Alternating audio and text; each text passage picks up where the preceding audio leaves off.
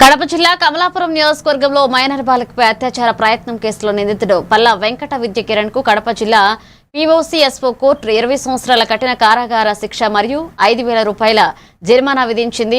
ఈ కేసుపై మీడియా సమావేశంలో జిల్లా ఎస్పీ నచికేత్ విశ్వనాథ్ వివరాలు వెల్లడించారు. ఇక 2021లో జరిగిన ఘటనలో బాధితురాలి ఇంటిలో ఒంటరిగా ఉన్న సమయంలో నిందితుడు మాయమాటలతో దాడికి యత్నించాడు. కేసును వేగంగా దర్యాప్తు చేసి ఛార్జ్షీట్ దాఖలు చేసిన పోలీస్ బృందం కోర్టులో 17 మంది సాక్షులతో నేరం రుజువు చేశారు. ఇక బాధితురాలికి 10.5 లక్షల పరిహారం మంజూరు చేశారు. పోలీసు బృందాన్ని ఎస్పీ అభినందించారు. ఈరోజు కమలాపురం పోలీస్ స్టేషన్ పరిధిలో ఒక మంచి రిజల్ట్ మీకు అందరికీ చెప్దామా ఇచ్చిన ఇంటరాక్షన్.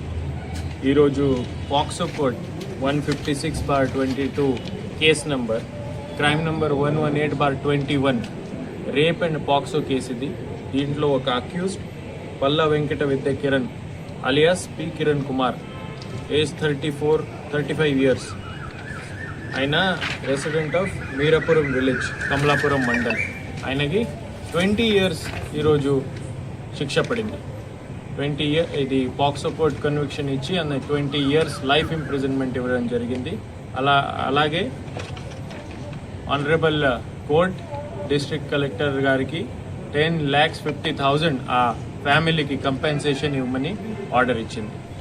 ఈ జరిగింది 2nd జూలై 21లో ఈ ఆఫీస్ జరిగింది. ఈ పాప ఇంట్లో ఒకటి ఉంటే అక్కడ ఎవరు లేదు ఇంట్లో. ఆయన అక్కడ ఈ అక్యూజ్డ్ అక్కడ పోయాడు, ఎవరు లేదు చూసుకొని ఆ ఇంటికి వెళ్ళి ఆ పాపకి ఏదో ఒక మాట చెప్పి మంచి మాట చెప్పి ఆయన అక్కడ ఈ ఆఫెన్స్ కమిట్ చేశాడు.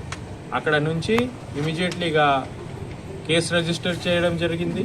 బి సునీల్ అప్పుడు డిఎస్పీ ఉండేవాడు, ఆయన ఇన్వెస్టిగేషన్ చేసి ఛార్జ్షీట్ ఫైల్ చేశాడు. మంచి క్వాలిటీ ఇన్వెస్టిగేషన్ చేయడం జరిగింది. Kadapa police local police station తరఫున, తర్వాత డిస్ట్రిక్ట్ కోర్ట్ మానిటరింగ్ సెల్ తరఫున ఈ ట్రయల్కి రెగ్యులర్గా మానిటరింగ్ చేయడం జరిగింది. ఎవరెవరు విట్నెస్ ఉండే టైం కూడా స్కూల్స్ దగ్గర, కాలేజెస్ దగ్గర పెట్రోలింగ్ చేయడం అది జరుగుతుంది.